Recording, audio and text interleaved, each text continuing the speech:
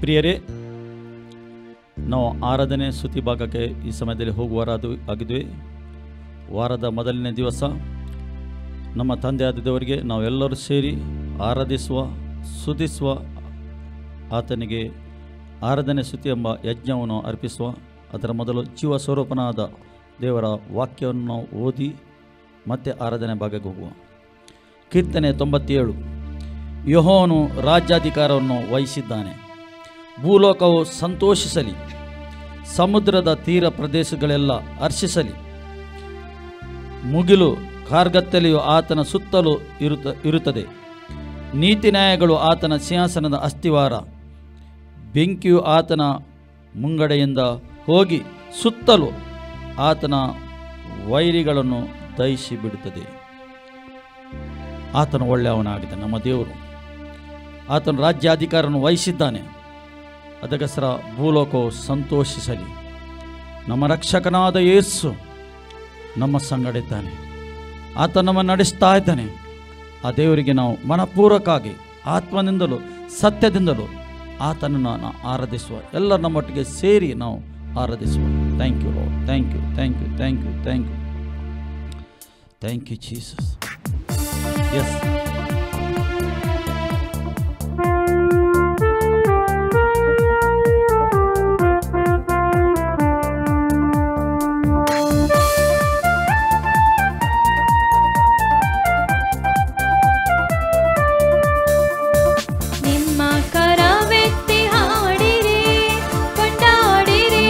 ಪರಿಶುದ್ಧ ಸ್ಥಳದಿ ನಿಮ್ಮ ಸ್ವರವೆತ್ತಿ ಹಾಡಿರಿ, ಕೊಂಡಾಡಿರಿ ಪರಿಶುದ್ಧ ಸ್ಥಳದಿ.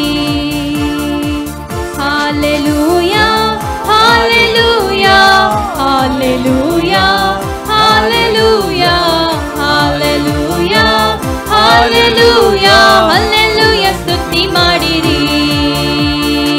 Hallelujah, hallelujah, hallelujah, hallelujah, hallelujah, hallelujah, hallelujah, ಸ್ತುತಿ ಮಾಡಿರಿ.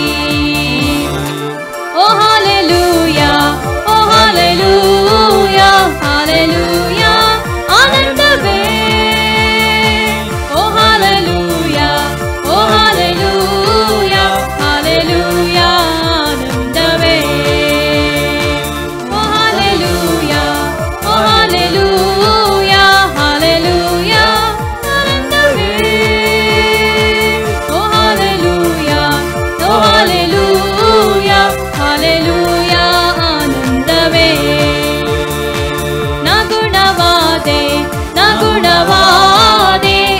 ಕ್ರಿಸ್ತನ ಗಾಯದಿಂದ ನಗುಣವಾದೆ, ನಗುಣವಾದೆ ಯೇಸು ಕ್ರಿಸ್ತನ ಗಾಯದಿಂದ. ಓ ಹಾಲೆಲೂಯಾ, ಓ ಹಾಲೆಲೂಯಾ, ಹಾಲೆಲೂಯಾ, ಆನಂದವೇ. ಓ ಹಾಲೆಲೂಯಾ, ಓ ಹಾಲೆಲೂಯಾ, ಹಾಲೆಲೂಯಾ, ಆನಂದವೇ. ಬಲಹೀನರಲ್ಲ ನನ್ನ ದೇವರು ಹೇಳಿರುವನು, ಬಲಶಾಲಿ ನಾನು, ಬಲಶಾಲಿ ನಾನು, ನನ್ನ ಕರ್ತನು ನೀಡಿರುವನು. ಬಲಹೀನರಲ್ಲ, ಬಲಹೀನರಲ್ಲ ನನ್ನ ದೇವರು ಹೇಳಿರುವನು, ಬಲಶಾಲಿ ನಾನು, ಬಲಶಾಲಿ ನಾನು, ನನ್ನ ಕರ್ತನು ಹೇಳಿರುವನು. ಓ ಹಾಲೆಲೂಯಾ, ಓ ಹಾಲೆಲೂಯಾ, ಹಾಲೆಲೂಯಾ, ಆನಂದವೇ. ಓ ಹಾಲೆಲೂಯಾ, ಓ ಹಾಲೆಲೂಯಾ, ಹಾಲೆಲೂಯಾ, ಆನಂದವೇ. ಓ ಹಾಲೆಲೂಯಾ, ಓ ಹಾಲೆಲೂಯಾ, ಹಾಲೆಲೂಯಾ, ಆನಂದವೇ.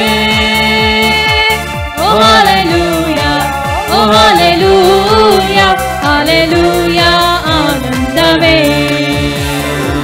ಯೇಸುವಿನ ಗಾಯ, ಯೇಸುವಿನ ಗಾಯ ಗುಣಪಡಿಸುವ ಔಷಧಿ. ಯೇಸುವಿನ ಗಾಯ, ಯೇಸುವಿನ ಗಾಯ ಗುಣಪಡಿಸುವ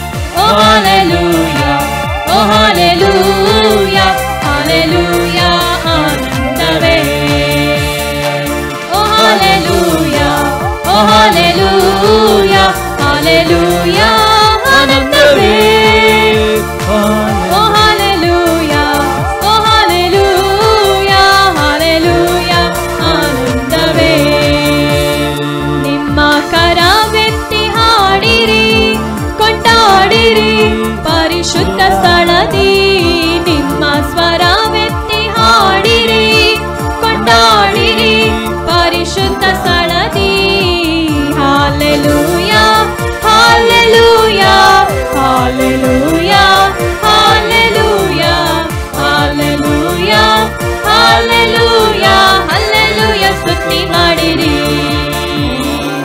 hallelujah hallelujah hallelujah hallelujah hallelujah hallelujah hallelujah ಸ್ತುತಿ ಮಾಡಿರಿ ಓ ಹಾಲೆಲೂಯಾ ಓ ಹಾಲೆಲೂಯಾ ಹಾಲೆಲೂಯಾ ಆನಂದವೇ ಓ ಹಾಲೆಲೂಯಾ ಓ ಹಾಲೆಲೂಯಾ ಹಾಲೆಲೂಯಾ ಆನಂದವೇ ಓ ಹಾಲೆಲೂಯಾ ಓ ಹಾಲೆಲೂಯಾ ಹಾಲೆಲೂಯಾ ಆನಂದವೇ ಓ ಹಾಲೆಲೂಯಾ ಓ ಹಾಲೆಲೂಯಾ ಹಾಲೆಲೂಯಾ ಆನಂದವೇ ಓ ಹಾಲೆಲೂಯಾ ಓ ಹಾಲೆಲೂಯಾ ಹಾಲೆಲೂಯಾ ಆನಂದವೇ ಓ ಹಾಲೆಲೂಯಾ ಓ ಹಾಲೆಲೂಯಾ ಹಾಲೆಲೂಯಾ ಆನಂದವೇ ಗ್ಲೋರಿ ಗ್ಲೋರಿ ಗ್ಲೋರಿ ಮಹಿಮೆ ಹಾಲೆಲೂಯಾ ಹಾಲೆಲೂಯಾ ಹಾಲೆಲೂಯಾ ರಾಜಾದಿರಾಜನಿಗೆ ಸ್ತೋತ್ರಪ್ಪ ತಂದೆ ನಿನಗೆ ಸ್ತೋತ್ರನ ಪ್ರಸನ್ನತೆಗಾಗಿ ಸ್ತೋತ್ರ ಕಥನೆ ಉತ್ಸಾಹಧ್ವನಿಯಿಂದ ಕತೆ ನಾವು ಸಂತೋಷದಿಂದ ನಿನ್ನನ್ನು ಆರಾಧನೆ ಮಾಡುವವರಾಗಿ ಸ್ತುತಿ ಮಾಡುಗೆ ಏಕೆ ನಿನ್ನ ಪ್ರಸನ್ನತೆ ಎಂಬುದರಲ್ಲಿ ಉಂಟು ನಮ್ಮ ಜೀವ ಸ್ವರೂಪನ ದೇವರ ಮುಂದೆ ನಾವು ಇದ್ದೇವೆ ಸ್ವಾಮಿ ಅಪ್ಪ ತಂದೆ ನಿನಗೆ ಸ್ತೋತ್ರ ರಾಜಾದಿರಾಜನಿಗೆ ಸ್ತೋತ್ರ ಓ ಕಥನೆ ಜೀವ ಸ್ವದೇವರೇ ನಿನಗೆ ಸ್ತೋತ್ರಪ್ಪ ಹಾಲೆಲೂಯಾ ಹಾಲೆಲೂಯಾ ಹಾಲೆಲೂಯಾ ಹಾಲೆಲೂಯಾ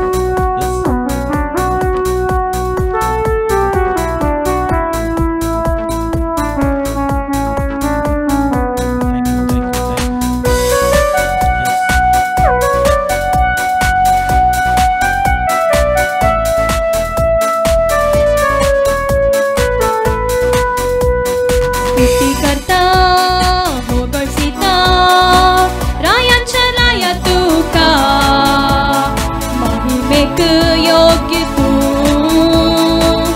आराधन करता सदा स्तुतिकर्ता हो गळसिता रायांच्या राया तुका महिमेक योग्य तू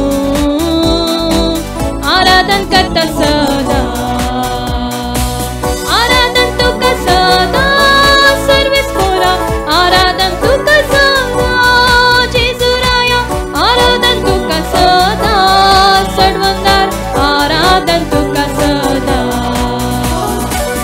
आराधन तुका सदा सर्विस कोरा आराधन तुका सदा जेजुराया आराधन तुका सदा सडवंदार आराधन तुका सदा महोन्नत जाऊन असो सर्वेस पोते तुझे सारक देव कोणच ना परिशुद्ध जाऊन असो सर्वेस पोते तुझे सारको देवच ना ससनाक जियेंको नीती सोराई तू ससनाच्या ससनाक स्तुती तुझी गायता ससनाक जियेंचो नीती सोराई तू ससनाच्या ससनाक स्तुती तुझी गायता स्तुती करता हो गळसिता रायांच्या राया तुका महिमेक योग्य तू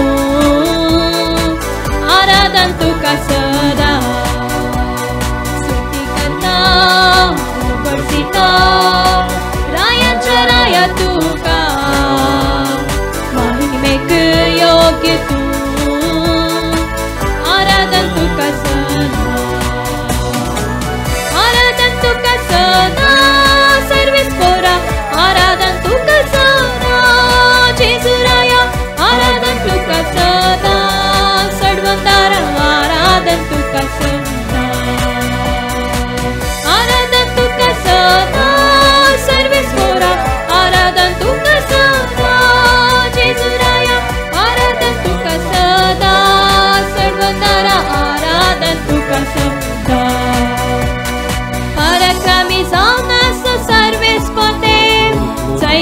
तुका सदांच लागता हितून भयंकर जावन आसो सर्वेस परतून आजापा करसो सर्वेस परतून सैतानाक फाडून केलो सर्वेस देव तूं मनाचेर जैत वेल्ल्याक सदांच हो घोसीता सैतानाक पाडव केलो सर्वेस देव तूं मनाचेर जैत वेल्ल्याक सदांच हो घोसीता स्तुती करता हो घोसीता रायांच्या राया तुका महिमेक योग्य तूं आराधन तुका हो घोसीता रायांच्या राया तुका महिमेक योग्य तूं आराधन तुका सदा आराधन तुका सदा सर्वेस पोरा आराधन तुका सदा जेजू राया आराधन तुका सदा सडवंदार आराधन तुका सदा आराधन तुका सदा सर्वेस पोरा आराधन तुका सदा जेजू राया आराधन तुका सदा सर्वेस आराधन तुका सदा स्तुती करता हो घोसीता रायाच्या राया तुका महिमेक योग्य तूं आराधन तुका सदा स्तुती करता हो घोसीता रायांच्या राया तुका महिमेक योग्य तूं आराधन तुका सदा आराधन तुका सदा सर्वेस पोरा आराधन तुका सदा जेजू राया आराधन तुका सदा सर्वंदार आराधन तुका सदा आराधन तुका सदा सर्वेस पोरा आराधन तुका सदा जेजू राया आराधन तुका सदा सर्वंदार आराधन तुका सदा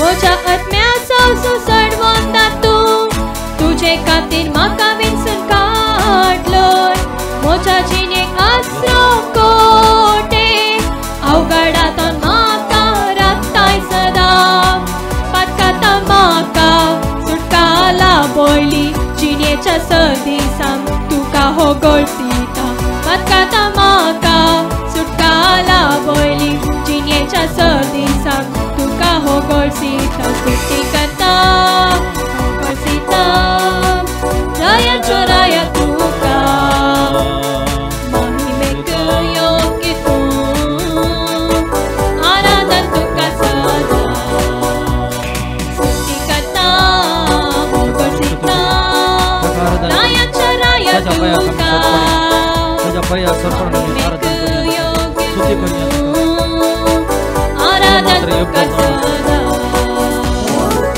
आराधन तुका सदा सर्वेस पोरा आराधन तुका सदा जेजू राया आराधन तुका सदा सर्वंदार आराधन तुका सदा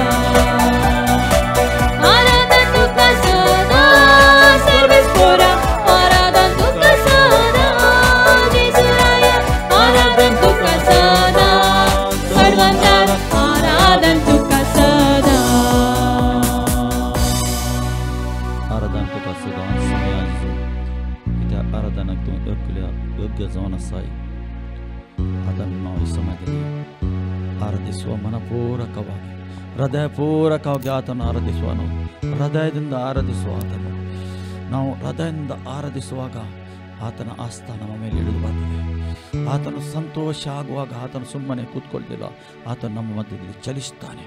ನಮ್ಮ ಅಗತ್ಯ ನೀಗಿಸುವನಾಗಿದ್ದಾನೆ, ನಮ್ಮ ಕೊರತೆ ನೀಗಿಸುವನಾಗಿದ್ದಾನೆ. ಆತನು ನಮ್ಮ ಸಂಗಡ ಇದ್ದಾನೆ. ಆತನು ಈ ಲೋಕದ ಅಂತ್ಯ ತನಕ ನಿನ್ನ ಸಂಗಡ ನಾನು ಇದ್ದೇನೆ ವಾಗ್ದಾನ ಮಾಡಿದ ದೇವರಾಗಿದ್ದಾನೆ. ನನ್ನನ್ನು ಪ್ರೀತಿಸ್ತೇನೆಂದು ಹೇಳಿದವ ದೇವರಾಗಿದ್ದಾನೆ. ಏಕೆ ಆತನು ಜೀವಿಸ್ತಾ ಇದ್ದಾನೆ, ಆತನು ಮಾತಾಡುವ ದೇವರಾಗಿದ್ದಾನೆ, ಆತನು ಕೇಳುವ ದೇವರಾಗಿದ್ದಾನೆ, ಆತನು ಮುಟ್ಟುವ ದೇವರಾಗಿದ್ದಾನೆ, ಆತನು ಚಲಿಸುವ ದೇವರಾಗಿದ್ದಾನೆ. ಎಸ್ ಎಸ್ ಎಸ್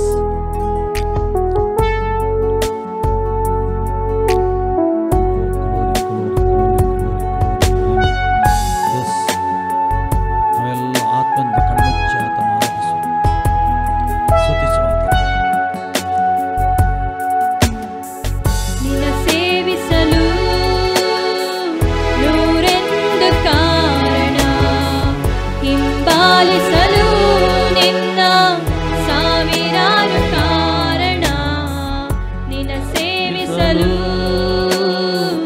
ನೂರೆಂದು ಕಾರಣ, ಹಿಂಬಾಲಿಸಲು ನಿನ್ನ ಸಾವಿರಾರು ಕಾರಣ. ನಿನ್ನ ಉಪಕಾರಕ್ಕೆ ಕೊನೆಯೇ ಇಲ್ಲ, ನಿನ್ನ ಮೇಲಿಟ್ಟಿರುವ ಪ್ರೀತಿಗೆ ಅಂತ್ಯವೇ ಇಲ್ಲ.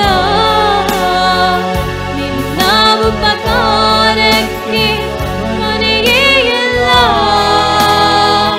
ನಿನ್ನ ಮೇಲಿಟ್ಟಿರುವ ಪ್ರೀತಿಗೆ ಅಂತ್ಯವೇ ಇಲ್ಲ. ನನ್ನೆಲ್ಲ ಆಶೀರ್ವಾದಕ್ಕೆ ನನ್ನೇಸುವೆ ನೀನೇ ಕಾರಣ. ನನ್ನೆಲ್ಲ ಅಭಿವೃದ್ಧಿಗೆ ನನ್ನೇಸುವೆ ನೀನೇ ಕಾರಣ.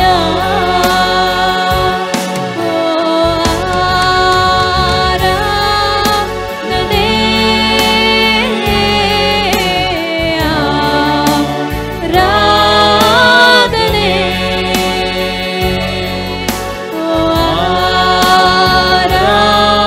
ಆರಾಧನೆ,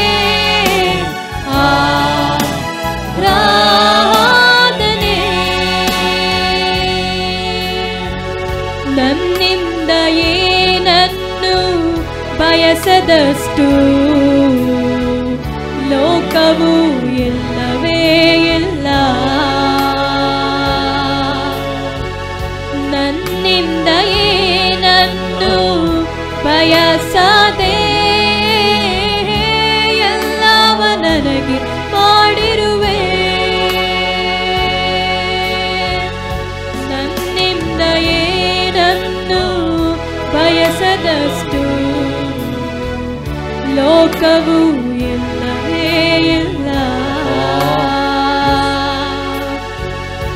ನನ್ನಿಂದ ಏನನ್ನು ಬಯಸದೆ ಎಲ್ಲವ ನನಗೆ ಮಾಡಿರುವೆ.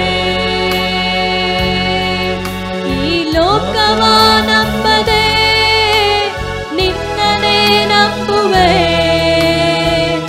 ನೀನೇ ನಂಬಿಗಸ್ತನು. ಈ ಲೋಕವ ನಂಬದೆ ನಿನ್ನನೇ ನಂಬುವೆ. ನೀನೇ ನಂಬಿಗಸ್ತನು.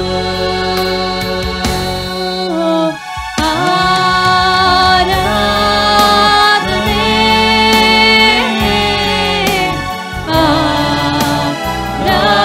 ಆರಾಧನೆ,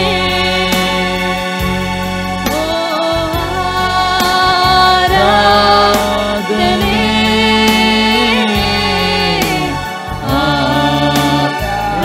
ಆರಾಧನೆ.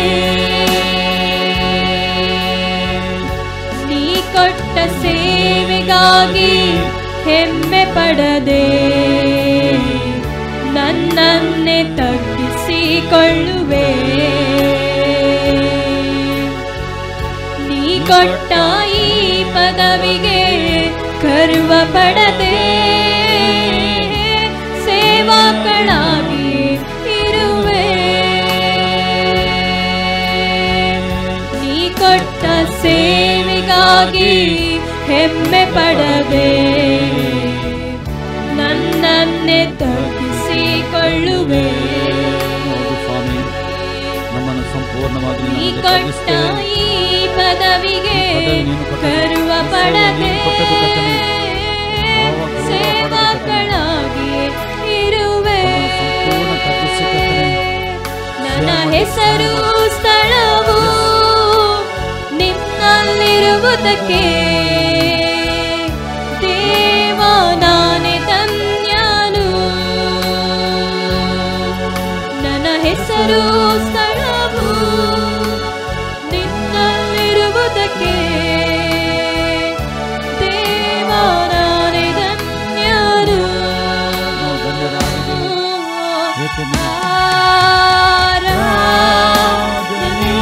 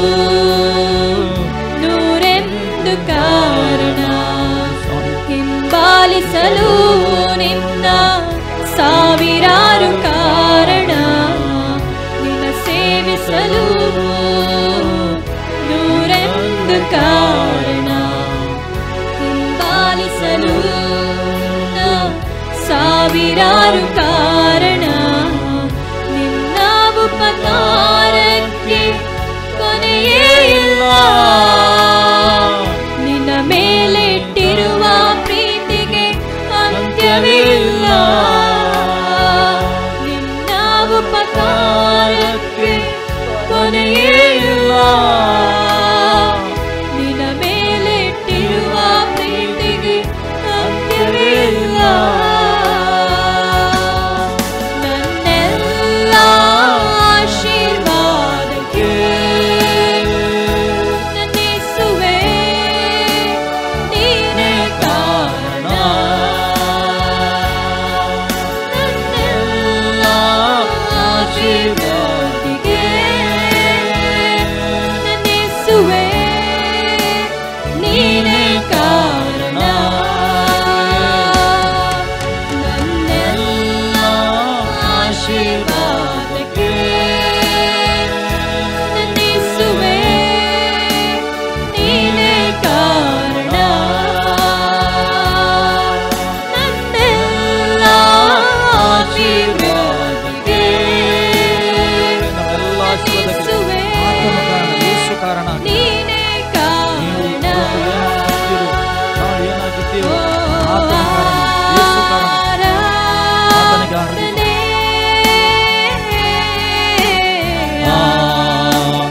ಆರಾಧನೆ. ಓ ಆರಾಧನೆ.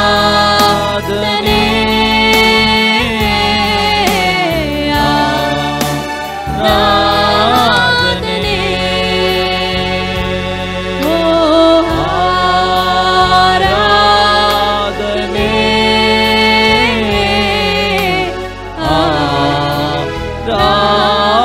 ಆರಾಧನೆ.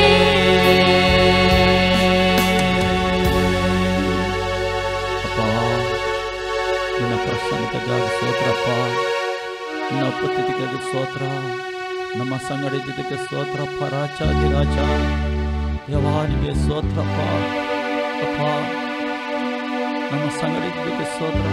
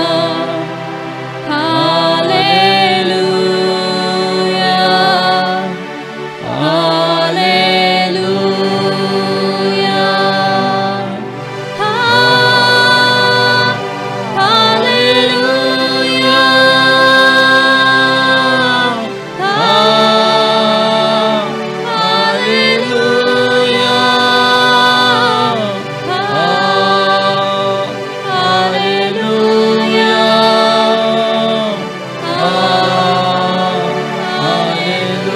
Hallelujah. Glory, glory, glory.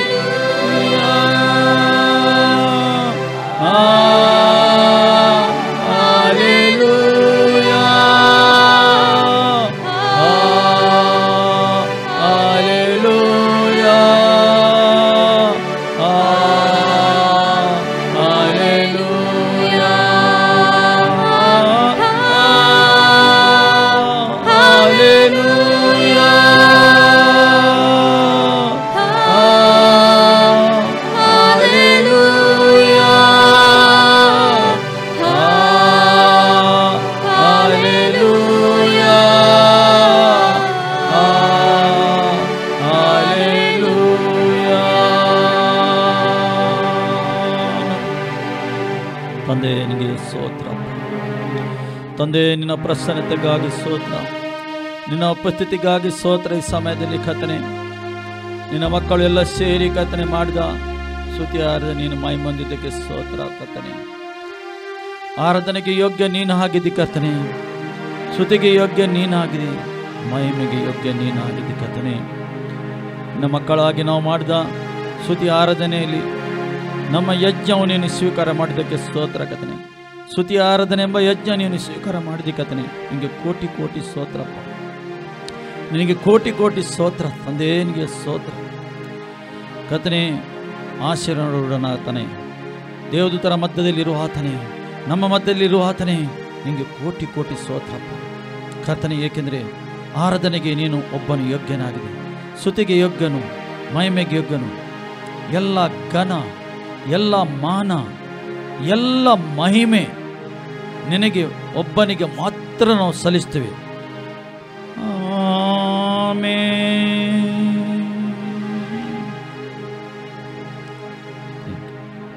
ಪ್ರಿಯರೇ, ಇಷ್ಟೊತ್ತು ನಾವು ನಮ್ಮ ತಂದೆಯಾದ ದೇವರಿಗೆ ಆರಾಧಿಸಿದೆವು, ಸ್ತುತಿಸಿದೆವು. ಸ್ತುತಿ ಆರಾಧನೆ ಮಧ್ಯದಲ್ಲಿ ಇರುವ ದೇವರಾಗಿದ್ದಾನೆ. ನಾವು ಸ್ತುತಿ ಆರಾಧನೆ ಎಂಬ ಯಜ್ಞವು ನಮ್ಮ ತಂದೆಯಾದ ದೇವರಿಗೆ ಅರ್ಪಿಸಿದ್ದೇವೆ. ನಮ್ಮ ತಂದೆಯಾದ ದೇವರು ನಮ್ಮ ಸ್ತುತಿ ಯಜ್ಞವನ್ನು ಸ್ವೀಕಾರ ಮಾಡಿದ್ದಾನೆ. ಪ್ರಿಯರೇ, ಈ ಸಮಯದಲ್ಲಿ ನಾವು ದೇವರ ವಾಕ್ಯದ ಭಾಗಕ್ಕೆ ಹೋಗುವ. ದೇವರ ವಾಕ್ಯದ ಮುಖಾಂತರ ದೇವರು ನಿಮ್ಮ ಹತ್ರ ನಮ್ಮ ಹತ್ರ ಮಾತಾಡೋದು. ಏಕೆಂದರೆ ದೇವರ ವಾಕ್ಯದಲ್ಲಿ ಜೀವ ಉಂಟು. ಈ ಜೀವವುಳ್ಳ ವಾಕ್ಯ ನಾವು ಎಷ್ಟು ಕೇಳ್ತೇವೆ ನಮಗೆ ಬಿಡುಗಡೆ ಆಗ್ತದೆ ಮತ್ತು ಈ ಸತ್ಯ ಏನೆಂದು ನಮಗೆ ತಿಳ್ಕೊಳ್ಳಿಕ್ಕೆ ಸಾಧ್ಯವಾಗ್ತದೆ. ಅದಕ್ಕೋಸ್ಕರ ನೇರವಾಗಿ ನಾವು ಈ ಸಮಯದಲ್ಲಿ ನಾವು ವಾಕ್ಯದ ಭಾಗಕ್ಕೆ ಹೋಗುವ, ವಾಕ್ಯವನ್ನು ಕೇಳುವ. ನಾವು ದೇವರು ನಮಗೆ ಸ್ತೋತ್ರವಾಗಲಿ. ನಾವು ಇವತ್ತು ಯವನ ಸುವಾರ್ತೆ 18ರಲ್ಲಿ ತೆಗೆದು ನಾವು ಓದುವ. ನಾವು ನೋಡ್ತಾ ಇದ್ದೇವೆ. ಈಗ ನಾವು ಒಂದು 40 ದಿನದ ಆ ಒಂದು ದಿನದಲ್ಲಿ ನಾವು ಇದ್ದೇವೆ. ಅಂದರೆ ಲೋಕವು ಆಚರಣೆ ಮಾಡ್ತಾ ಉಂಟು. ಅದು ಆದ ಕಾರಣ ಅದಕ್ಕೆ ಸಂಬಂಧಪಟ್ಟ ಒಂದು ವಾಕ್ಯವನ್ನು ನಾವು ಕೇಳುವ. ಯೇಸುಗೆ ಹೇಗೆ ಅವರು ಹಿಡಿಯುತ್ತಾರೆ, ಹೇಗೆ ಅವರು ಯೇಸುವನ್ನು ಒಪ್ಪಿಸುತ್ತಾರೆ ಕೊಂಡೋಗಿ ನಾವು ತಿಳಿಕೊಳ್ಳುವ. ಇಲ್ಲಿ ದೇವರ ವಾಕ್ಯ ಹೇಳ್ತದೆ 18ರಲ್ಲಿ 36. ಅಲ್ಲಿ ಪಿಲಾತನು ಆತನಿಗೆ ಪ್ರಶ್ನೆ ಮೇಲೆ ಪ್ರಶ್ನೆ ಮಾಡ್ತಾ ಇದ್ದಾನೆ. ಅವರು ಪಿಲಾತನ ಮುಂದೆ ಆತನು ನಿಂತಿದ್ದಾನೆ. ನಿಂತು ಈಗ ನಾವು ಮೇಲಿಂದ 33ರಿಂದ ಓದುವ, ಆಗ ನಿಮಗೆ ತಿಳಿಕೊಳ್ಳಿಕ್ಕೆ ಸಾಧ್ಯವಾಗ್ತದೆ. ಇಲ್ಲಿ ಆಗ ಪಿಲಾತನು ತಿರುಗಿ ಅರಮನೆಯ ಒಳಗೆ ಹೋಗಿ ಯೇಸುವನ್ನು ಕರೆದು ಆತನನ್ನು, ನೀನು ಯಹೂದ್ಯರ ಅರಸನೋ ಹೌದೋ ಎಂದು ಕೇಳಿದನು.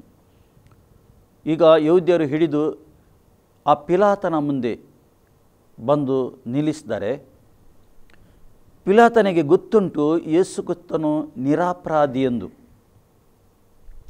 ಆದರೆ ಆ ಪದವಿಯಲ್ಲಿ ಆತನು ಕೂತ್ಕೊಂಡಿದ್ದಾನೆ.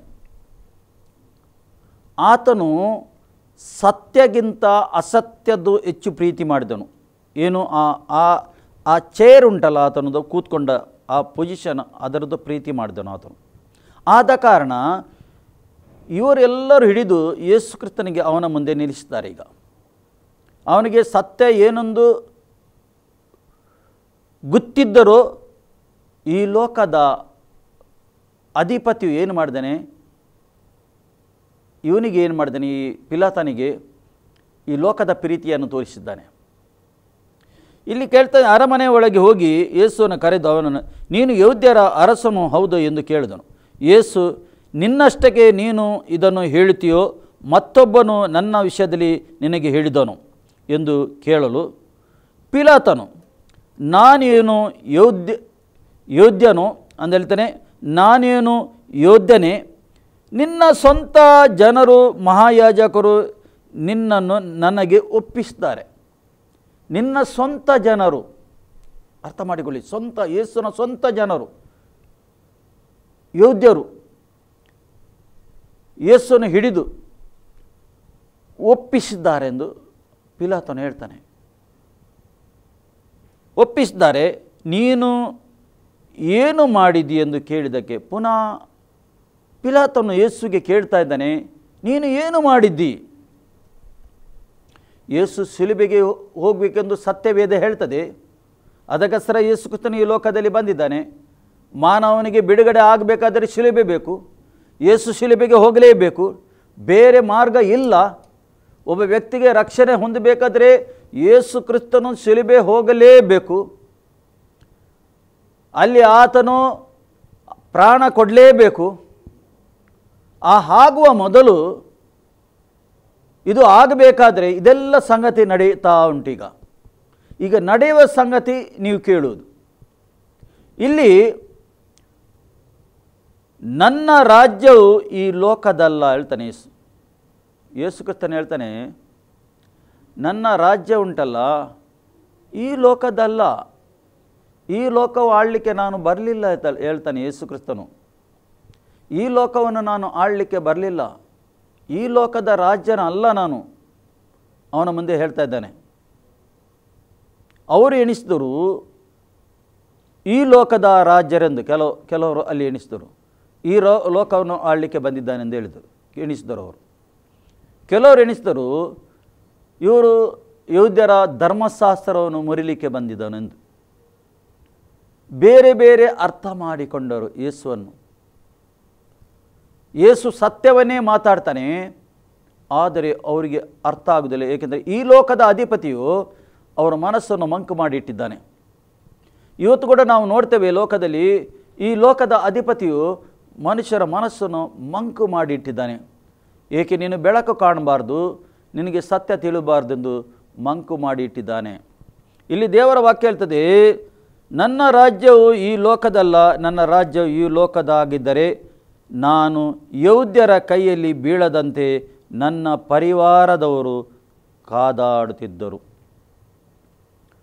ಒಂದು ವೇಳೆ ನಾನು ಈ ಲೋಕ ಆಳಲಿಕ್ಕೆ ಬಂದಿದ್ದರೆ, ಈ ಲೋಕದ ರಾಜ್ಯನಾಗಿದ್ದರೆ, ನನ್ನ ಪರಿವಾರದವರು ಅಂದರೆ ನನ್ನನ್ನು ಹಿಂಬಾಲಿಸುವ, ಯೇಸುಗೆ ತುಂಬ ಮಂದಿ ಹಿಂಬಾಲಿಸುತ್ತಿದ್ದರು, ತುಂಬ ಮಂದಿ ಫಾಲೋವರ್ಸ್ ಇದ್ದರು ಯೇಸುಗೆ, ತುಂಬ ಮಂದಿ ಯೇಸುವಿನ ಶಿಷ್ಯರಿದ್ದರು.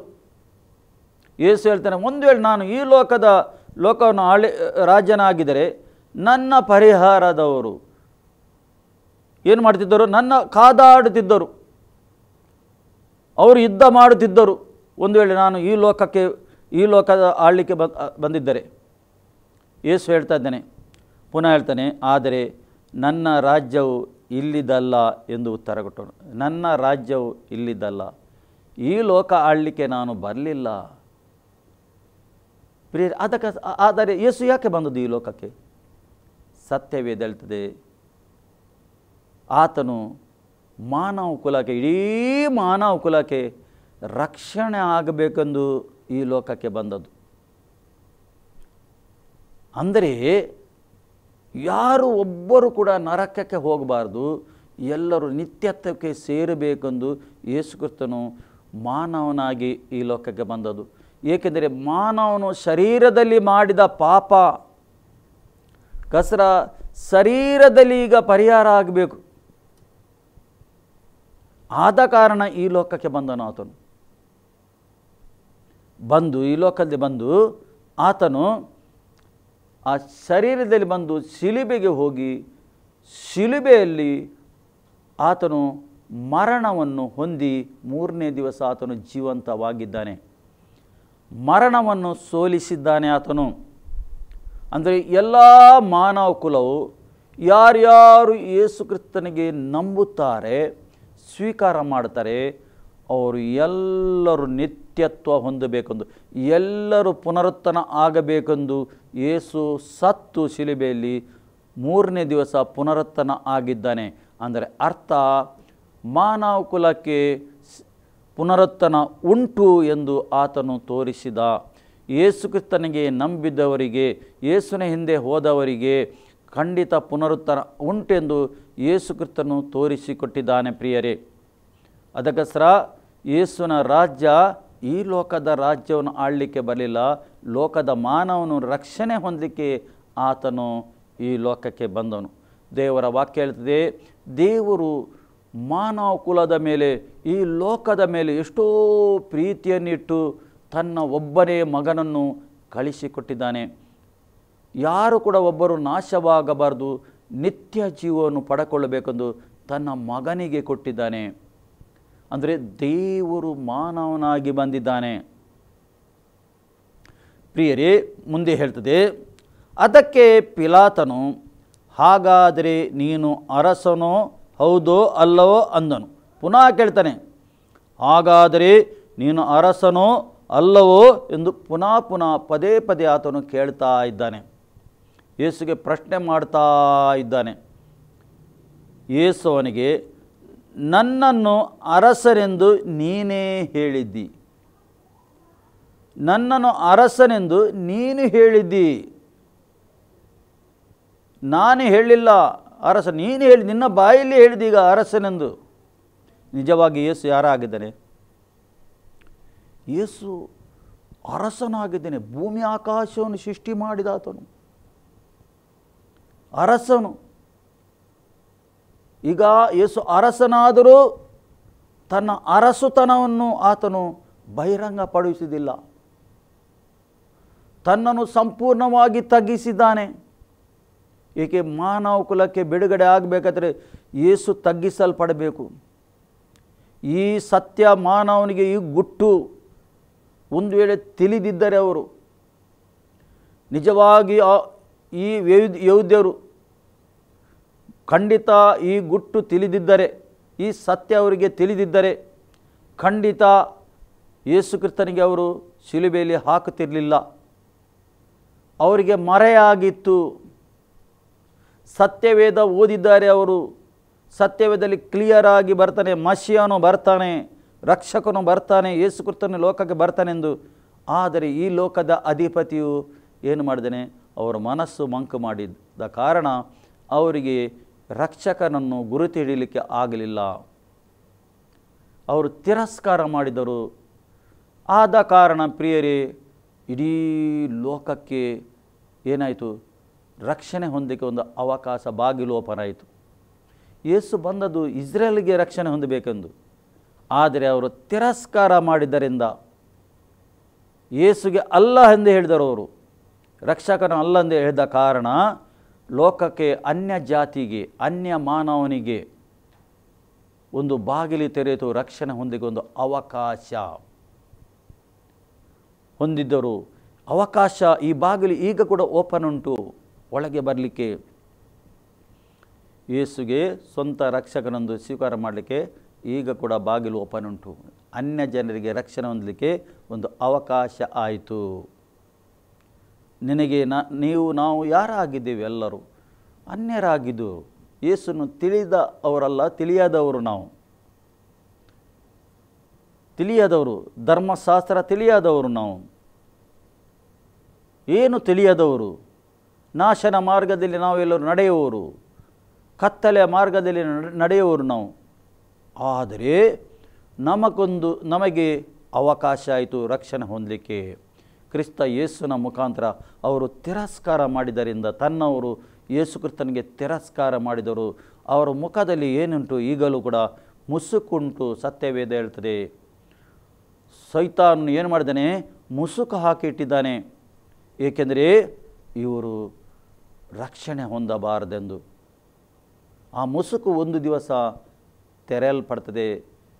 ರೋಮಾಪುರದ ಪತ್ರಿಕೆಯಲ್ಲಿ ಪೌಲನು ಬಿಡಿಸಿ ಬಿಡಿಸಿ ಬರೆದಿದ್ದಾನೆ. ಒಂದು ದಿವಸ ಅವರ ಮುಸುಕು ಓಪನ್ ಆಗ್ತದೆ. ಆಗ ಅವರಿಗೆ ಶಾಕ್ ಆಗ್ತದೆ. ಯಾವಾಗ ತೆರೆಯಲ್ಪಡ್ತದೆ? ಈ ಯಹೂದ್ಯರು ಕಷ್ಟ ಸಂಕಟಕ್ಕೆ ಒಳಗಾಗ್ತಾರೆ. ಆ ದಿನ ಹತ್ತಿರ ಬರ್ತಾ ಉಂಟು. ಹತ್ತಿರ ಬರ್ತಾ ಉಂಟು. ಎದೆ ಬಡಿಯುವ ದಿನ ಬರ್ತದೆ. ಹತ್ತಿರ ಬರ್ತಾ ಉಂಟು. ಕಷ್ಟ ಸಂಕಟಕ್ಕೆ ಒಳಗಾಗುವಾಗ ಅವರ ಮುಸುಕು ತೆರೆಯಲ್ಪಡ್ತದೆ. ಆತ್ಮಿಕ ಕಣ್ಣು ತೆರೆಯಲ್ಪಡ್ತದೆ. ನಿಜವಾದ ರಕ್ಷಕನು ಯಾರೆಂದು ಅವರಿಗೆ ಆ ಸಮಯದಲ್ಲಿ ಗೊತ್ತಾಗ್ತದೆ. ಪ್ರಿಯರೇ, ಆದ ಕಾರಣ ಈಗ ನಮಗೆ, ಲೋಕದ ಮಾನವನಿಗೆ, ಯೇಸು ಕ್ರಿಸ್ತನಿಗೆ ಸ್ವೀಕಾರ ಮಾಡಲಿಕ್ಕೆ ಒಂದು ಒಳ್ಳೆಯ ಅವಕಾಶ. ಪ್ರಿಯರೇ, ನೀವು ತಿರಸ್ಕಾರ ಮಾಡದೆ ಈ ರಕ್ಷಕನನ್ನು, ನಾವು ಪಾಪಿಯಾಗಿದ್ದೇವೆ ಎಂದು ತಿಳಿಕೊಂಡು, ನಾವು ಪಾಪದಲ್ಲಿ ಹುಟ್ಟಿದವರು ನಾವೆಲ್ಲವೂ. ನಮ್ಮ ಒಳಗಿದ್ದ ರಕ್ತ ಶುದ್ಧ ರಕ್ತ ಅಲ್ಲ, ಅದು ಪಾಪದಿಂದ ಹುಟ್ಟಿದ ರಕ್ತ. ಮಾನಸಾಂತರಾಗಿ ಪಶ್ಚಾತ್ತಾಪ, ಯೇಸು ನಮಗೋಸ್ಕರ ಏನು ಮಾಡಿದ್ದಾನೆ ಶಿಲುಬೆಯಲ್ಲಿ, ಎಷ್ಟು ದೊಡ್ಡ ತ್ಯಾಗ ಮಾಡಿದ್ದಾನೆ ಎಂದು ಮನಸ್ಸಿಗೆ ತಂದು ಖಾಲಿ ಬಾಯಲ್ಲಿ ಹೇಳಿದರೆ ಆಗುವುದಿಲ್ಲ. ನಾವು ಸ್ವಲ್ಪ ಹೊತ್ತು ಜ್ಞಾನಿಸಿದರೆ ನಮಗೆ ಗೊತ್ತಾಗ್ತದೆ ಯೇಸು ಕ್ರಿಸ್ತನು ಏನು ಮಾಡಿದ್ದಾನೆ ಆ ಶಿಲುಬೆಯಲ್ಲಿ, ಎಷ್ಟು ದೊಡ್ಡ ತ್ಯಾಗ ಮಾಡಿದ್ದಾನೆ. ತನ್ನ ದೈವತ್ವ ವನ್ನು ಆತನು ಏನು ಮಾಡಿದ್ದಾನೆ? ತೋರಿಸಲಿಲ್ಲ. ಅಲ್ಲಿ ಆತನು ದೇವರಿಂದ ಅಲ್ಲಿ ತೋರಿಸಲಿಲ್ಲ. ಪ್ರಿಯರೇ, ಈ ಸತ್ಯ ಮಾನವನು ತಿಳುಕೊಳ್ಳಬೇಕೆಂದು ದೇವರು ಬಯಸ್ತಾ ಇದ್ದಾನೆ. ಇಲ್ಲಿ ಮುಂದೆ ದೇವರ ವಾಕ್ಯ ಹೇಳ್ತದೆ, ಆತನು ನೀನು ಅರಸನು, ನೀನು ಯೇಸು ಹೇಳ್ತಾನೆ, ನೀನೇ ಹೇಳಿದ್ದಿ, ನಾನು ಸತ್ಯದ ವಿಷಯದಲ್ಲಿ ಸಾಕ್ಷಿ ಹೇಳುವುದಕ್ಕೋಸ್ಕರ ಹುಟ್ಟಿದ್ದವನು. ಯೇಸು ಏನು ಹೇಳ್ತಾನೆ? ನಾನು ಸತ್ಯದ ವಿಷಯದಲ್ಲಿ ಸಾಕ್ಷಿ ಹೇಳಲಿಕ್ಕೆ ಹುಟ್ಟಿದವನು ಹೇಳ್ತಾನೆ. ಆದರೆ ಖಂಡಿತ ಅರ್ಥ ಆಯ್ತು ನಿಮಗೆ, ಭೂಲೋಕದಲ್ಲಿ ಅಸತ್ಯ ಉಂಟು, ಸುಳ್ಳು ಉಂಟು. ಲೋಕವು ಸುಳ್ಳಲ್ಲಿ ನಡೆಯುತ್ತಾ ಉಂಟು, ಲೋಕವು ಕತ್ತಲೆಯಲ್ಲಿ ನಡೆಯುತ್ತಾ ಉಂಟು. ಲೋಕದ ಮಾನವನು ದಾರಿ ತಪ್ಪಿದ್ದಾನೆ. ಲೋಕದ ಮಾನವನು ದಾರಿ ತಪ್ಪಿದ್ದಾನೆ, ಆಲ್ರೆಡಿ ದಾರಿ ತಪ್ಪಿ ಆಗಿದೆ. ಅದಕ್ಕೋಸ್ಕರ ಯೇಸು ಹೇಳ್ತಾನೆ, ನನ್ನ ಕಡೆಗೆ ತಿರುಗಿಕೊಳ್ಳಿರಿ ಹೇಳ್ತಾನೆ. ದೇವರ ರಾಜ್ಯವು ಹತ್ತಿರವಾಗಿದೆ, ನೀವು ನನ್ನ ಕಡೆಗೆ ತಿರುಗಿರಿ ಎಂದು ಹೇಳ್ತಾನೆ. ಪ್ರಿಯರೇ, ನಾವು ಯಾರ ಕಡೆಗೆ ತಿರುಗಿಬೇಕು? ಕ್ರಿಸ್ತನ ಕಡೆಗೆ ತಿರುಗಿಬೇಕು. ಇವತ್ತು ಯಾರು ಬೇಕು? ಇಡೀ ಜಗತ್ತಿಗೆ ಯೇಸು ಕ್ರಿಸ್ತನ ಬೇಕು. ಆತನು ಶಾಂತಿದಾಯಕನಾಗಿದ್ದಾನೆ. ಇಲ್ಲಿ ಮುಂದೆ ಹೇಳ್ತದೆ, ಸತ್ಯದ ವಿಷಯದಲ್ಲಿ ಸಾಕ್ಷಿ ಹೇಳುವುದಕ್ಕೆ ಹುಟ್ಟಿದವನು ಯೇಸು. ಯೇಸು ಹುಟ್ಟಿದ್ಯಾಕೆ? ಸತ್ಯಗೋಸ್ಕರ ಹುಟ್ಟಿದ್ದಾನೆ. ಸತ್ಯದ ಸಾಕ್ಷಿ ಹೇಳಲಿಕ್ಕೆ ಯೇಸು ಹುಟ್ಟಿದ್ದಾನು. ಈ ಲೋಕಕ್ಕೆ ಹುಟ್ಟಿ ಮಾನವನಾಗಿ ಬಂದವನು ಯೇಸು ಕ್ರಿಸ್ತನು. ಇಲ್ಲಿ ದೇವರ ವಾಕ್ಯ ಹೇಳ್ತದೆ, ಅದಕ್ಕೋಸ್ಕರವೇ ಈ ಲೋಕಕ್ಕೆ ಬಂದಿದ್ದೇನೆ ಹೇಳ್ತಾನೆ. ಪುನಃ ಹೇಳ್ತಾನೆ, ಅದಕ್ಕೋಸ್ಕರ ನಾನು ಈ ಲೋಕಕ್ಕೆ ಬಂದಿದ್ದೇನೆ, ಬೇರೆ ಯಾವ ಕಾರಣಕ್ಕೋಸ್ಕರಲ್ಲ. ಅದಕ್ಕೋಸ್ಕರ ಈ ಸತ್ಯದ ಸಾಕ್ಷಿಯನ್ನು ಹೇಳಲಿಕ್ಕೆ, ಸತ್ಯ ಏನೆಂದು ತೋರಿಸಿಕೊಡಲಿಕ್ಕೆ ಯೇಸು ಸತ್ಯ ಏನೆಂದು ಶಿಲುಬೆಯಲ್ಲಿ ತೋರಿಸಿಕೊಟ್ಟ. ಪ್ರಿಯರೇ, ಈ ಶಿಲುಬೆಯಲ್ಲಿ ದೊಡ್ಡ ಕಾರ್ಯ ಆಗಿದೆ, ಕೆಲಸ ಆಗಿದೆ. ನಿಮಗೆ ಕಣ್ಣಿಗೆ ಕಾಣದ ಕೆಲಸ ಆಗಿದೆ ಶಿಲುಬೆಯಲ್ಲಿ. ಈ ಲೋಕದ ಅಧಿಪತಿಗೆ ಆತನು ಸೋಲಿಸಿದ್ದಾನೆ. ಈ ಲೋಕದ ಅಧಿಪತಿಯ ಆಯುಧಗಳನ್ನು ಆತನು ಮುರಿದಿದ್ದಾನೆ. ಆತನಿಗೆ ನಿರಾಯುಧಾಗಿ ಮಾಡಿದ್ದಾನೆ ಆ ಶಿಲುಬೆಯಲ್ಲಿ ಆತನು. ಪ್ರಿಯರೇ, ಈ ಸತ್ಯಗೋಸ್ಕರ ಯೇಸು ಕ್ರಿಸ್ತನು ಈ ಲೋಕದಲ್ಲಿ ಬಂದದ್ದು. ನಿನ್ನನ್ನು ನನ್ನನ್ನು ನಾಶರ ಮಾರ್ಗದಲ್ಲಿದ್ದ ನಮ್ಮನ್ನು ಅದರಿಂದ ತಪ್ಪಿಸಿ, ಆ ಮಾರ್ಗದಿಂದ ತಪ್ಪಿಸಿ ಸತ್ಯದ ಮಾರ್ಗದಲ್ಲಿ ನಡೆಯಲಿಕ್ಕೆ ಯೇಸು ಕ್ರಿಸ್ತನು ಈ ಲೋಕಕ್ಕೆ ಬಂದದ್ದು. ಪ್ರಿಯರೇ, ಬೇರೆ ಯಾವ ಕಾರಣಕ್ಕೆ ಅಲ್ಲ. ಇಲ್ಲಿ ಸತ್ಯವೇದ ಹೇಳ್ತದೆ, ಸತ್ಯದ ಪರವಾಗಿ ನನ್ನ ಮಾತನ್ನು ಕಿವಿ ಕೊಡುತ್ತಾರೆ ಎಂದು ಉತ್ತರ ಕೊಟ್ಟನು. ಆತನು ಹೇಳ್ತಾನೆ, ಸತ್ಯದ ಪರರೆಲ್ಲರೂ ನನ್ನ ಮಾತಿಗೆ ಕಿವಿ ಕೊಡುತ್ತಾರೆ. ಅಂದರೆ ಸತ್ಯ ಯಾರು ತಿಳುಕೊಂಡಿದ್ದಾರೆ ಅವರು ಮಾತ್ರ ನನ್ನ ಮಾತಿಗೆ ಕಿವಿ ಕೊಡುತ್ತಾರೆ, ಸತ್ಯದಲ್ಲಿ ನಡೆಯುವವರು. ಪುನಃ ಹೇಳ್ತಾನೆ ಆತನು ಎಂದು ಉತ್ತರ ಕೊಟ್ಟನು. ಪಿಲಾತನು, ಸತ್ಯ ಎಂದರೆ ಏನು? ಈಗ ಪಿಲಾತನು ಯೇಸುಗೆ ಕೇಳ್ತಾನೆ, ಸತ್ಯ ಎಂದರೆ ಏನು? ಇವತ್ತು ಲೋಕದಲ್ಲಿ ಇದೇ ಪ್ರಶ್ನೆ ಆಗ್ತಾ ಉಂಟು, ಸತ್ಯ ಎಂದರೆ ಏನು? ಯೇಸು ಹೇಳ್ತಾನೆ, ನನ್ನ ಸತ್ಯಕ್ಕೋಸ್ಕರ ಬಂದಿದ್ದಾನೆ. ಈಗ ಲೋಕ ಹೇಳ್ತದೆ ಸತ್ಯ ಎಂದರೆ ಏನು? ಈ ಲೋಕದ ಅಧಿಪತಿಯು ಮರೆ ಮಾಡಿಟ್ಟಿದ್ದಾನೆ.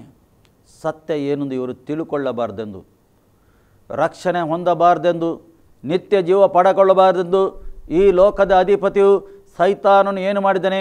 ಮಂಕು ಮಾಡಿ ಇಟ್ಟಿದ್ದಾನೆ.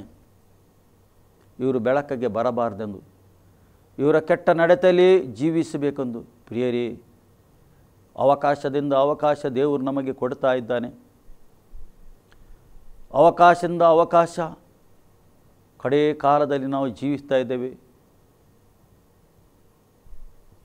ಏನೇನು ಲೋಕದಲ್ಲಿ ನಡೆಯುತ್ತದೆ ಈ ಸತ್ಯವೇದದಲ್ಲಿ ಬರೆಯಲ್ಪಟ್ಟಿದೆ. ಆದ ಕಾರಣ ಈ ಕಾಲ ಯಾವುದೆಂದು ನಾವು ತಿಳುಕೊಂಡು ನಡೆಯಬೇಕು. ಈ ಕಾಲ ಯಾವುದು ನಾವು ತಿಳುಕೊಳ್ಳಬೇಕು. ಸತ್ಯವನ್ನು ನಂಬದ ಕಾಲ ಇದು, ಅಲಕ್ಷ್ಯ ಮಾಡುವ ಕಾಲ ಇದು, ಸತ್ಯವನ್ನು ತಿರಸ್ಕಾರ ಮಾಡುವ ಕಾಲ ಇದು. ಈ ಕಾಲದಲ್ಲಿ ನೀವು ಮತ್ತು ನಾವು ಜೀವಿಸ್ತಾ ಇದ್ದೇವೆ. ಖಂಡಿತ ಸತ್ಯವನ್ನು ನಾವು ಸ್ವೀಕಾರ ಮಾಡಿ ಆ ಸತ್ಯದಲ್ಲಿ ನಡೆದರೆ ನಾವು ನಿತ್ಯತ್ವಕ್ಕೆ ಸೇರುತ್ತೇವೆ. ಇಲ್ಲದಿದ್ದರೆ ಸೈತಾನನು ಎಲ್ಲ ಪೀಳಿಗೆಗೆ, ಎಲ್ಲ ಮಾನವನಿಗೆ ಮಂಕು ಮಾಡ್ತಾ ಇದ್ದಾನೆ. ಎಜುಕೇಷನ್ ಹೆಚ್ಚು, ನಾವು ನೋಡ್ತೇವೆ ಲೋಕದಲ್ಲಿ ಎಜುಕೇಷನ್ ಹೆಚ್ಚಾಗ್ತಾ ಉಂಟು, ಟೆಕ್ನಾಲಜಿ ಹೆಚ್ಚಾಗ್ತಾ ಉಂಟು, ಬೇರೆ ಬೇರೆ ರೀತಿಯಲ್ಲಿ ಲೋಕದಲ್ಲಿ ಬಂದಿದೆ. ಈ ಸಮಯದಲ್ಲಿ ಎಲ್ಲ ಸಂಗತಿ ಲೋಕವು ಅಟ್ರಾಕ್ಷನ್ ಮಾಡ್ತಾ ಉಂಟು, ಮನುಷ್ಯನಿಗೆ ಸೆಳೆಯುತ್ತಾ ಉಂಟು ಲೋಕವು. ಆದ ಕಾರಣ ಮಾನವನು ಲೋಕಕ್ಕೆ ಸೆಳೆಯುತ್ತಾ ಇದ್ದಾನೆ. ಸತ್ಯಕ್ಕೆ ಬರುವುದಿಲ್ಲ. ಎಷ್ಟೋ ಜನ ರಕ್ಷಣೆಗೆ ಬಂದಿದ್ದಾರೆ, ಇವತ್ತು ಕೂಡ ಅವರಿಗೆ ಸತ್ಯ ಎಂದರೆ ಏನು ಗೊತ್ತಿಲ್ಲ. ಸತ್ಯದಲ್ಲಿ ನಡೆಯುತ್ತಾರೆ, ಅಸತ್ಯದಲ್ಲಿ ನಡೆಯುತ್ತಾರೆ. ದೇವರು ಏನು ಬಯಸ್ತಾನೆ? ನನ್ನ ಮಾರ್ಗದಲ್ಲಿ ಮಾತ್ರ, ಸತ್ಯದಲ್ಲಿ ಮಾತ್ರ ನೀನು ನಡೆದರೆ ಆ ಸತ್ಯ ಎಂಬ ಸ್ಥಳಕ್ಕೆ ಹೋಗಿ ನೀನು ಸೇರುತ್ತಿ, ಅಲ್ಲಿ ನಿತ್ಯತ್ವಕ್ಕೆ ನೀನು ಸೇರುತ್ತಿ ಎಂದು ಸತ್ಯವೇದ ಹೇಳ್ತದೆ. ಆದ ಕಾರಣ ಈ ಕಾಲ ಯಾವುದನ್ನು ನಾವು ತಿಳ್ಕೊಂಡು ಅದಕ್ಕೋಸ್ಕರ ಎಫೆಸದವರಿಗೆ ಬರೆದ ಪತ್ರಿಕೆಯಲ್ಲಿ ಪೌಲನು ಬರೆಯುತ್ತಾ ಇದ್ದಾನೆ. ಎಫೆಸದವರಿಗೆ ಪತ್ರಿಕೆಯಲ್ಲಿ ಆತನು ಬರೆಯುತ್ತಾ ಇದ್ದಾನೆ 5ರಲ್ಲಿ, ಜ್ಞಾನವಿಲ್ಲದರಾಗಿರದೆ ಜ್ಞಾನವಂತರಾಗಿರಿ ಹೇಳ್ತಾನೆ. ನೀವು ಜ್ಞಾನ ಇಲ್ಲದಾಗೆ ನಡೆಯಬೇಡ್ರಿ ಹೇಳ್ತಾನೆ. ಜ್ಞಾನವಂತರಾಗಿ ನೀವು ನಡೆಯಿರಿ ಎಂದು ದೇವರ ವಾಕ್ಯ ಹೇಳ್ತದೆ. ಈಗಿನ ಕಾಲ ಜ್ಞಾನ ಉಪಯೋಗ ಮಾಡಬೇಕು ಹೇಳ್ತಾನೆ. ಯಾವ ಜ್ಞಾನ? ಈ ಲೋಕದ ಜ್ಞಾನ ಅಲ್ಲ. ಈ ಲೋಕದ ಜ್ಞಾನದ ವಿಷಯದಲ್ಲಿ ದೇವರು ಮಾತಾಡುವುದಿಲ್ಲ. ಆತನು ಹೇಳ್ತಾ ಇದ್ದಾನೆ, ಜ್ಞಾನವಿಲ್ಲದವರಾಗಿ ಇರದೆ ಜ್ಞಾನವಂತರಾಗಿರಿ. ಈ ದಿನಗಳು ಕೆಟ್ಟವುಗಳಾಗಿದೆ. ಈ ದಿನಗಳು ಉಂಟಲ್ಲ, ಕೆಟ್ಟ ದಿನಗಳು. ದುಷ್ಟನು ಆಳುತ್ತಾ ಇದ್ದಾನೆ, ದುಷ್ಟನು ಎಳೆಯುತ್ತಾ ಇದ್ದಾನೆ ಮಾನವ ಕುಲಕ್ಕೆ. ಪ್ರತ್ಯೇಕವಾಗಿ ಯವನಸ್ಥರನ್ನು ಎಳೆಯುತ್ತಾ ಇದ್ದಾನೆ ಪಾಪದಲ್ಲಿ ಜೀವಿಸಲಿಕ್ಕೆ. ನಿನಗೆ ಮದುವೆ ಆಗುವುದು ಅಗತ್ಯ ಇಲ್ಲ, ಮದುವೆ ಆಗುವ ಮೊದಲು ನಿನಗೆಲ್ಲ ಮಾಡು ಎಂದು ಹೇಳ್ತಾನೆ. ನೋಡಿ ಎಷ್ಟು ಪಾಪ ಲೋಕದಲ್ಲಿ ನಡೆಯುತ್ತಾ ಉಂಟು. ಇವತ್ತು ಮದುವೆಗೆ ಮಹತ್ವ ಕೊಡುವುದಿಲ್ಲ. ಆ ಮಹತ್ವ ಕೊಡದ ಕಾರಣ ಇವರು ತನಗೆ ಬೇಕಾದ ರೀತಿಯಲ್ಲಿ ಜೀವಿಸ್ತಾ ಇದ್ದಾರೆ. ತನ್ನ ಶರೀರವನ್ನು ಒಬ್ಬರಿಗೊಬ್ಬರಿಗೆ ಮಾರ್ತಾರೆ. ಈ ರೀತಿ ಲೋಕದಲ್ಲಿ ಜೀವಿಸ್ತಾ ಉಂಟು. ನೀವು ಸತ್ಯವೇದದಲ್ಲಿ ತಿಳ್ಕೊಂಡರೆ ಮಾತ್ರ ನಿಮಗೆ ಗೊತ್ತಾಗ್ತದೆ ಏನು ಸತ್ಯ ಎಂದು. ಇಲ್ಲದ ಗೊತ್ತಾಗುವುದಿಲ್ಲ. ಸೈತಾನ ಮಂಕು ಮಾಡಿಟ್ಟಿದ್ದಾನೆ. ಸತ್ತ ನಂತರನೇ ಗೊತ್ತಾಗ್ತದೆ, ಈ ಶರೀರ ಬಿಟ್ಟ ನಂತರ ಗೊತ್ತಾಗ್ತದೆ. ಅವ್ರಿಗೆ ಶಾಕ್ ಆಗ್ತದೆ. ಆವಾಗ ಏನು ಮಾಡಲಿಕ್ಕೆ ಆಗೋದಿಲ್ಲ. ಆವಾಗ ಅಯ್ಯೋ ನಾವು ಹೇಗೆ ನಡೆದಿದೆ, ಯಾಕೆ ಹೀಗೆ ರೀತಿ ಏನು ಮಾಡಲಿಕ್ಕೆ, ಈ ಶರೀರ ಬಿಟ್ಟ ನಂತರ ಏನು ಮಾಡಲಿಕ್ಕೆ ಆಗೋದಿಲ್ಲ. ಶರೀರ ಇರುವಾಗನೇ ಈ ಸತ್ಯ ತಿಳ್ಕೊಂಡು ಸತ್ಯದಲ್ಲಿ ನಡೆಯಬೇಕಂತ ದೇವರು ಬಯಸ್ತಾ ಇದ್ದಾನೆ. ಅದಕ್ಕೆ ಸರಿ ಇಲ್ಲಿ ಹೇಳ್ತಾನೆ, ಈ ದಿನಗಳು ಕೆಟ್ಟವುಗಳಾಗಿದೆ. ಆದ್ದರಿಂದ ಕಾಲವು ಸುಮ್ಮನೆ ಕಳೆಕೊಳ್ಳದೆ, ನಿಮ್ಮ ಕಾಲವು ಸುಮ್ಮನೆ ಕಳೆಕೊಳ್ಳದೆ, ನಿಮಗೆ ಸಿಕ್ಕುವ ಸಮಯ ಸುಮ್ಮನೆ ಕಳೆಕೊಳ್ಳದೆ, ವ್ಯರ್ಥ ಮಾಡದೆ ಸತ್ಯವೇದವನ್ನು ಓದಿ ದೇವರ ಸನ್ನಿಧಿಯಲ್ಲಿ ಕಾಲ ಕಳೆಯಬೇಕೆಂದು ದೇವರು ಬಯಸ್ತಾನೆ. ನಿಮಗೆ ಸಿಕ್ಕಿದ ಕಾಲ, ಅದರ ಅರ್ಥ ಸತ್ಯವೇದ ಹೇಳುವುದಿಲ್ಲ ನಿಮಗೆ ಕೆಲಸ ಮಾಡಬಾರದೆಂದು ಹೇಳುವುದಿಲ್ಲ. ಎಲ್ಲವನ್ನು ಮಾಡು, ಆದರೆ ದೇವರಿಗೆ ಕೊಡುವ ಸಮಯ ಕೊಡು. ಹೇಗೆ ನಿನ್ನ ವೈಯಕ್ತಿಕ ಜೀವಿತಕ್ಕೆ ನೀನು ಸಮಯ ಕೊಡ್ತಾ ಇದ್ದಿ, ಅದೇ ರೀತಿಯಲ್ಲಿ ದೇವರಿಗೆ, ಜೀವ ಸ್ವರೂಪನ ದೇವರಿಗೆ ಕೊಡುವ ಸಮಯ ಕೊಡು. ಆತನು ಏನು ಮಾಡಿದ್ದಾನೆ, ಎಷ್ಟು ದೊಡ್ಡ ತ್ಯಾಗ ಮಾಡಿದ್ದಾನೆ ಪ್ರಿಯರೇ. ಸ್ವಲ್ಪ ಆಲೋಚಿಸಿರಿ, ಸ್ವಲ್ಪ ಆಲೋಚಿಸಿರಿ. ಆಲೋಚನೆ ಮಾಡಿ ನಿಮಗೆ ಗೊತ್ತಾಗ್ತದೆ. ದೇವರ ಸನ್ನಿಧಿಗೆ ಬನ್ನಿರಿ, ದೇವರ ಆತ್ಮನಿಂದ ತುಂಬಲ್ಪಟ್ಟಿರಿ, ಅನುಭವ ಮಾಡಿರಿ, ಆತನ ಪ್ರಸನ್ನತೆ ಅನುಭವ ಮಾಡಿರಿ, ಸತ್ಯದಲ್ಲಿ ನಡೆಯಿರಿ. ಇಲ್ಲಿ ಸತ್ಯವೇದ ಹೇಳ್ತದೆ, ಕಾಲವು ಸುಮ್ಮನೆ ಕಳೆಕೊಳ್ಳದೆ ಬೆಲೆ ಉಳ್ಳದೆಂದು ಉಪಯೋಗಿಸಿಕೊಳ್ಳಿರಿ. ಈ ಕಾಲ ಬೆಲೆ ಉಳ್ಳ ಕಾಲ, ಉಪಯೋಗಿಸಿರಿ ಎಂದು ಹೇಳ್ತಾನೆ. 24 ಗಂಟೆ ದೇವರು ಕೊಟ್ಟಿದ್ದಾನೆ ಒಂದು ದಿವಸಕ್ಕೆ ನಮಗೆ. ಎಲ್ಲ ಒಳ್ಳೆಯ ಗಾಳಿ ಕೊಟ್ಟಿದ್ದಾನೆ ನಮಗೆ, ಜೀವಿಸಲಿಕ್ಕೆ ಎಲ್ಲ ಒಳ್ಳೆಯದನ್ನೇ ಕೊಟ್ಟಿದ್ದಾನೆ ಆತನು. ಆದರೆ ದೇವರಿಗೆ ನಾವು ಎಷ್ಟು ಸಮಯ ಕೊಡ್ತೇವೆ, ದೇವರ ಹತ್ತಿರ ನಾವು ಎಷ್ಟು ಸಮಯ ನಾವು ಕಳೆಯುತ್ತೇವೆ. ಇವತ್ತು ಯೌವನಸ್ಥರ ಬೇರೆ ಬೇರೆ ಪ್ರಶ್ನೆ ಇರ್ತದೆ ಅವರ ಹತ್ರ ಪ್ರಶ್ನೆ ಕೇಳಿದರೆ ಅವರ ಉತ್ತರನೇ ಬೇರೆ ಇರ್ತದೆ.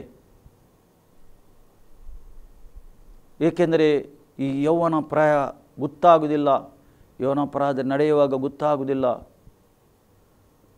ಈಗಲಾದರೂ ನಿಮಗೆ ಸತ್ಯ ವಾಕ್ಯ ಬೋಧಿಸಲ್ಪಡ್ತದೆ, ಸತ್ಯ ಏನೆಂದು ನಿಮಗೆ ಬೋಧಿಸಲ್ಪಡ್ತದೆ. ಇದು ಕೇಳಿ ನೀವು ಅಲಕ್ಷ್ಯ ಮಾಡಿದರೆ ನ್ಯಾಯ ತೀರ್ಪಿಗೆ ಒಂದು ದಿವಸ ನಿಲ್ಲಬೇಕಾಗ್ತದೆ. ಯೇಸು ಮಾಡಿದ ದೊಡ್ಡ ತ್ಯಾಗ ಅದು, ಶಿಲುಬೆಯಲ್ಲಿ ದೊಡ್ಡ ತ್ಯಾಗ ಮಾಡಿದ್ದಾನೆ. ಈ ಮಾಡಿದ ತ್ಯಾಗವನ್ನು ಸುಮ್ಮನೆ ಅಲಕ್ಷ್ಯ ಮಾಡಿದರೆ, ಇವತ್ತು ಲೋಕವು ಅಲಕ್ಷ್ಯ ಮಾಡ್ತವೆ, ಧರ್ಮದಲ್ಲಿ ಜೀವಿಸಿದವರು ಅಲಕ್ಷ್ಯ ಮಾಡ್ತಿದ್ದಾರೆ. ಸ್ವಲ್ಪ ಸಮಯ ಮಾತ್ರ ಅವರು ಏನು ಮಾಡ್ತಾರೆ, ಭಕ್ತಿ ತೋರಿಸ್ತಾ ಇದ್ದಾರೆ, ತನ್ನ ಭಕ್ತಿ ತೋರಿಸ್ತಾ ಇದ್ದಾರೆ. ಎಷ್ಟೋ ಜನ ಇವತ್ತು 40 ದಿವಸ ಉಪವಾಸದಲ್ಲಿ ತನ್ನ ಭಕ್ತಿ ತೋರಿಸ್ತಾ ಇದ್ದಾರೆ. ಕೆಲವು ಜನ ಮಾಂಸ ತಿನ್ನುವುದಿಲ್ಲ, ಕೆಲವು ಜನ ಉಪವಾಸ ಮಾಡ್ತಾರೆ, ಕೆಲವು ಜನ ಕುಡಿಯುವುದು ಬಿಡ್ತಾರೆ, ಕೆಲವು ಜನ ಸಿಗರೇಟ್ ಎಳೆಯುವುದು ಪಾನ್ ಪರಾಗ್ ತಿನ್ನುವುದು ಬಿಡ್ತಾರೆ. ಮತ್ತು ಆ 40 ದಿವಸ ಆದ ನಂತರ ಜೀವಿತ ಅದೇ ಜೀವಿತ, ಹಳೆಯ ಜೀವಿತ. ಆ ಸಮಯದಲ್ಲಿ ಭಕ್ತಿ ಇಲ್ಲ, ಏನಿಲ್ಲ. ಅವರು ಎಣಿಸ್ತಾರೆ, ವರ್ಷ ಇಡೀ ನಾವು ಮಾಡಿದ ಎಲ್ಲ ಈ ಸಂಗತಿಗೆ 40 ದಿವಸದಲ್ಲಿ ಪ್ರಾಶ್ಚಿತ ಎಂದು ಎಣಿಸ್ತಾರೆ ಅವರು. ಈ ಲೋಕದ ಅಧಿಪತಿಯು ಅವರಿಗೆ ಮಂಕ್ ಮಾಡಿದ್ದಾನೆ. ಆ ರೀತಿ ಅಲ್ಲ. ಆ ರೀತಿ 40 ದಿವಸ ನಾವು ಪ್ರಾಶ್ಚಿತ್ತ ಮಾಡಿದರೆ ಎಲ್ಲ ಸರಿಯಾಗ್ತದೆ ಎಂದು ಅವರ ಭಾವನೆ ಆಗಿದೆ. ಆ ರೀತಿ ಅಲ್ಲ, ಸತ್ಯವೇದ ಹೇಳುವುದಿಲ್ಲ ಅದು. ನಾವು ಡೈಲಿ ನಾವು ಮಾನಸಾಂತರ ಪಶ್ಚಾತ್ತಾಪ ಹೊಂದಬೇಕು. ಡೈಲಿ ನಾವು ದೇವರ ಹತ್ತಿರನೇ ಇರಬೇಕು. ದೇವರು ಬಯಸ್ತಾ ಇದ್ದಾನೆ. ನೋಡಿ, ಇಲ್ಲಿ ದೇವರ ವಾಕ್ಯ ಹೇಳ್ತದೆ, ಬೆಲೆಯುಳ್ಳ ಉಪಯೋಗಿಸಿಕೊಳ್ಳಿರಿ ಮತ್ತು ಬುದ್ಧಿಹೀನರಾಗಿ ನಡೆಯದೆ ಕರ್ತನ ಚಿತ್ತ ಏನೆಂಬುದನ್ನು ವಿಚಾರಿಸಿ ತಿಳುಕೊಳ್ಳಿರಿ. ಕರ್ತನ ಚಿತ್ತ ಏನು ನನ್ನ ಜೀವಿತದಲ್ಲಿ ವಿಚಾರಿಸಿ ತಿಳುಕೊಳ್ಳಿರಿ. ಯಾರ ಥರ ವಿಚಾರಿಸೋದು? ಸತ್ಯವೇದ ಓದಿ, ವಾಕ್ಯವನ್ನು ಕೇಳಿ, ವಾಕ್ಯವನ್ನು ಓದಿ ತಿಳುಕೊಳ್ಳಬೇಕು ನಾವು. ಇಲ್ಲದರೆ ಸಮಯ ವ್ಯರ್ಥವಾಗ್ತದೆ. ಅಲ್ಲಿ ದೇವರ ವಾಕ್ಯ ಹೇಳ್ತದೆ, ಬುದ್ಧಿಹೀನರಾಗಿ ನಡೆಯದೆ. ಯಾವುದೇ ವಿಷಯದಲ್ಲಿ ಹೇಳ್ತದೆ? ಸತ್ಯದ ವಿಷಯದಲ್ಲಿ ಬುದ್ಧಿಹೀನರಾಗಿ ನಡೆಯದೆ. ಬುದ್ಧಿಹೀನರಾಗಿ ನಡೆಯದೆ, ಪೌಲನು ಬರೆಯುತ್ತಾನೆ, ನಡೆಯದೆ ಕರ್ತನ ಚಿತ್ತ ಏನೆಂಬುದನ್ನು ವಿಚಾರಿಸಿರಿ. ಕರ್ತನ ಚಿತ್ತ ಏನುಂಟು ನಿಮ್ಮ ಜೀವಿತದಲ್ಲಿ, ನಮ್ಮ ಜೀವಿತ ಏನು ವಿಚಾರಿಸಿರಿ. ಪರಿಶುದ್ಧ ಆತ್ಮನ ಥರ ವಿಚಾರಿಸಿರಿ. ದೇವರ ಆತ್ಮ ಕೊಡಲ್ಪಟ್ಟಿದೆ, ದೇವರ ಆತ್ಮನ ಥರ ವಿಚಾರಿಸಿರಿ ಎಂದು ಹೇಳ್ತಾನೆ. ಅದನ್ನು ವಿಚಾರಿಸಿ ತಿಳಿದವರಾಗಿರಿ ಹೇಳ್ತಾನೆ. ತಿಳಿದವರಾಗಿರಿ, ಸಮಯ ವ್ಯರ್ಥ ಮಾಡಬೇಡಿರಿ ಎಂದು ಹೇಳ್ತಾನೆ. ಪ್ರಿಯರೇ, ನಮಗೆ ನಿಮಗೆ ಒಳ್ಳೆಯ ಅವಕಾಶ ಉಂಟು ಸತ್ಯದಲ್ಲಿ ನಡೆಯಲಿಕ್ಕೆ. ನಮ್ಮ ಒಂದೇ ಗುರಿ ಇರಬೇಕು, ನಾವು ಸತ್ತ ನಂತರ ಎಲ್ಲಿ ಹೋಗ್ತೇವೆ ಎಂದು ಒಂದೇ ಗುರಿ ಇರಬೇಕು. ಈ ವಾಕ್ಯದಿಂದ ದೇವರು ನಮ್ಮನ್ನು ಆಶೀರ್ವಾದ ಮಾಡಲಿ. ಆಮೇನ್. ಪ್ರಾರ್ಥಿಸುವ.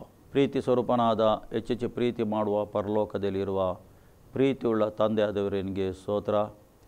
ನಿನ್ನ ಅಪಾರವಾದ ಪ್ರೀತಿಗೆ ಸ್ತೋತ್ರ, ಅಪಾರವಾದ ದಯಕ್ಕಾಗಿ ಸ್ತೋತ್ರ. ನಿನ್ನ ಮಕ್ಕಳು ಕರ್ತನೇ ನಿನ್ನ ವಾಕ್ಯವನ್ನು ಕೇಳಿದ್ದಾರೆ ಸ್ವಾಮಿ, ನಿನ್ನನ್ನು ಸ್ತುತಿಸಿದ್ದಾರೆ, ನಿನ್ನನ್ನು ಆರಾಧಿಸಿದ್ದಾರೆ.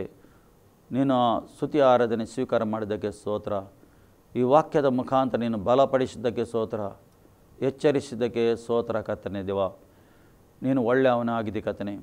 ನಿನ್ನ ಆಶೀರ್ವಾದ ಇವರ ಮೇಲೆ, ಎಲ್ಲರ ಮೇಲೆ ಇಳಿದು ಬರಬೇಕಂತ ನಾನು ಪ್ರಾರ್ಥನೆ ಮಾಡ್ತೇನೆ ಕರ್ತನೇ. ನಿನ್ನ ಭಯಭಕ್ತಿಯಿಂದ ನಡೆಯಲಿಕ್ಕೆ ಇವರಿಗೆ ಸಹಾಯ ಮಾಡು ಪರಿಶುದ್ಧಾತ್ಮನೇ. ನಿನ್ನ ಸಹಾಯ ಬೇಕು. ನಿನ್ನ ಸಹಾಯ ಇಲ್ಲದೆ ಇವರಿಗೆ ಜೀವಿಸಲಿಕ್ಕೆ ಸಾಧ್ಯ ಇಲ್ಲ.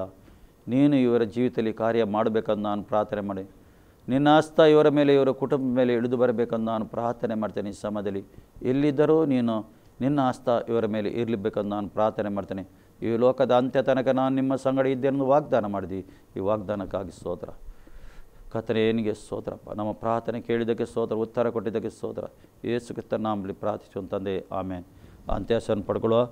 ನಮ್ಮ ಕರ್ತನಾದ ಯೇಸು ಕ್ರಿಸ್ತನ ಕೃಪೆ, ತಂದೆಯಾದ ದೇವರ ಪ್ರೀತಿ, ಪರಿಶುದ್ಧಾತ್ಮನ ಅನ್ಯೋನ್ಯತೆ ಈಗಲೂ ಸದಾಕಾಲ, ಶಾಂತಿದಾಯಕನ ದೇವರು ಯೇಸು ಕ್ರಿಸ್ತನ ಪ್ರತ್ಯಕ್ಷನಾಗುವ ತನಕ ನಿಮ್ಮ ಆತ್ಮ, ಪ್ರಾಣ, ಶರೀರ ದೋಷವಿಲ್ಲದಿರಲಿ. ಆಮೇನ್.